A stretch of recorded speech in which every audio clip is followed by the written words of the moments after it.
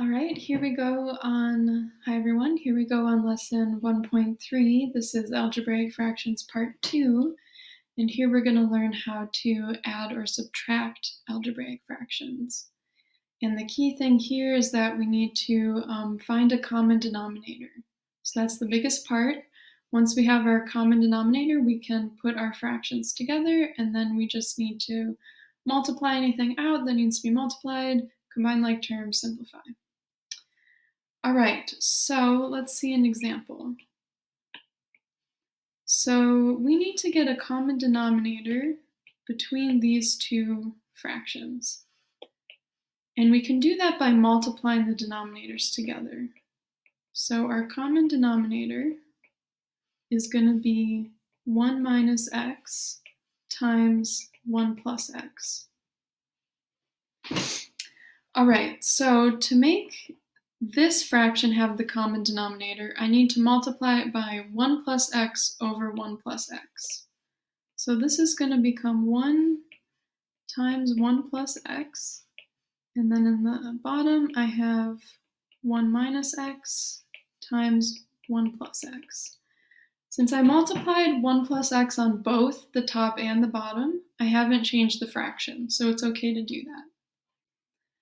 Then to get the common denominator in this fraction, I'm going to multiply both the top and the bottom by 1 minus x this time, by the yellow part of our common denominator. So we'll have plus x times 1 minus x, and then in the bottom we have 1 minus x times 1 plus x. And again, since I multiplied numerator and denominator by 1 minus x, I haven't changed the value of the fraction overall, so that's okay. Now that we have the common denominator, we can put these fractions together. So on the top, 1 times 1 plus x, that's just 1 plus x. And then we have plus x times 1 minus x. And in the denominator, we have our common denominator, 1 minus x times 1 plus x. Okay, so this is the numerator of our first fraction. This is the numerator of the second fraction. We added them, and then we have the common denominator. All right, so now all we need to do is do any multiplications and simplifications that need to happen. So in our numerator, we're going to distribute that x, and in the denominator, we're going to multiply these out. First, outer, inner, last. Okay, so that's going to give us 1 plus x plus, so x times 1 is x, and then x times minus x is minus x squared. And in the bottom we have 1 times 1, 1 times x, minus x times 1, and then minus x times x, so minus x squared. And then last thing, I was trying to move that up. Last thing is we need to simplify and combine any like terms. So we can combine these guys, and we can combine these guys. So these two will combine to 2x, x plus x is 2x, and then down here we have a positive x and a minus x, so those are actually going to cancel out. And all together we're going to have 1 plus 2x minus x squared, all divided by 1 minus x squared. And there's our answer. All right, so we got the common denominator, we put the fractions together, and then we simplified. We're going to do 2 more examples of problems like that. Okay, so again, we're going to find the common denominator by multiplying the 2 denominators together. So the common denominator is going to be x plus 4 times x minus 5.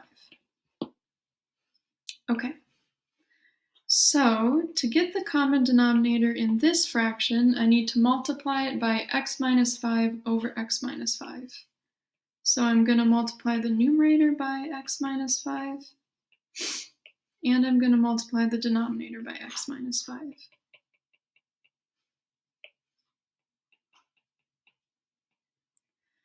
Okay, and then we're going to add to that this fraction with the common denominator. So I'm going to multiply this fraction by x plus 4 over x plus 4.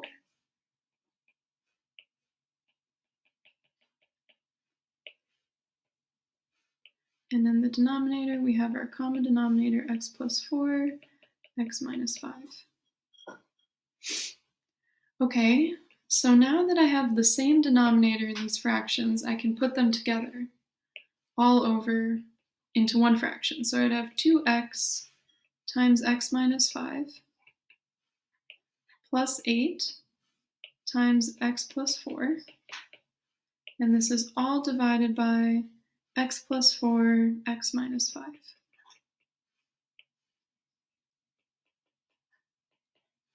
So this is the numerator of the first fraction. This is the numerator of the second fraction. Now we just have to do our multiplications and simplifications. So we're going to distribute 2x, we're going to distribute 8, and then we're going to multiply this out in the denominator first, outer, inner, last. Okay, so 2x times x is 2x squared. 2x times minus 5 is minus 10x.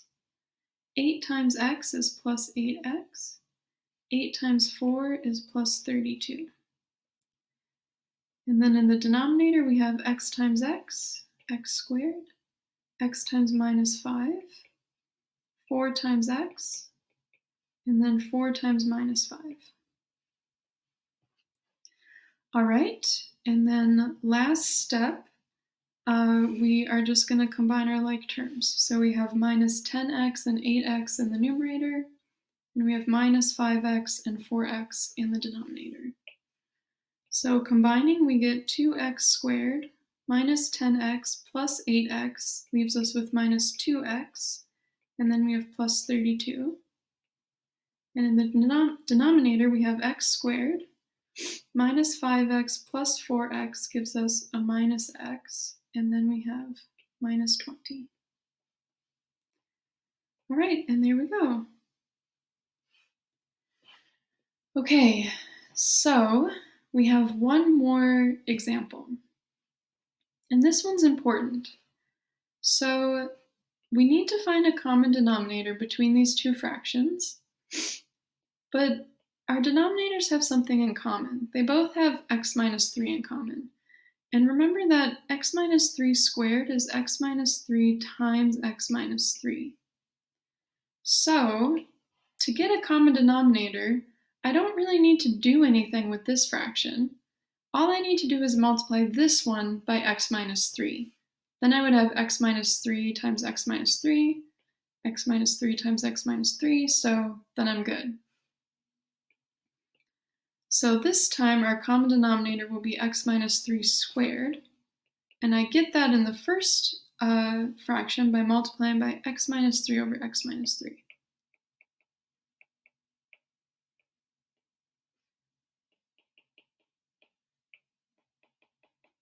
There we go. And the second fraction already has x minus 3 times x minus 3 as its denominator, x minus 3 squared, so we don't need to do anything to it.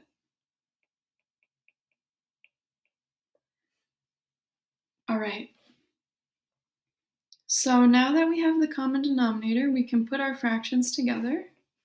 So we have the numerator of the first fraction minus the numerator of the second fraction, all divided by our common denominator, which is x minus 3 squared, or x minus 3 times x minus 3. These are the same. They're just written slightly differently. Okay, so now we just need to do our multiplications and simplify. So I'm going to distribute the x on top, and then we'll multiply these together on the bottom, first, outer, inner, last. Okay, so x times x is x squared, x times minus 3 is minus 3x, and then we have minus 2 hanging out at the end.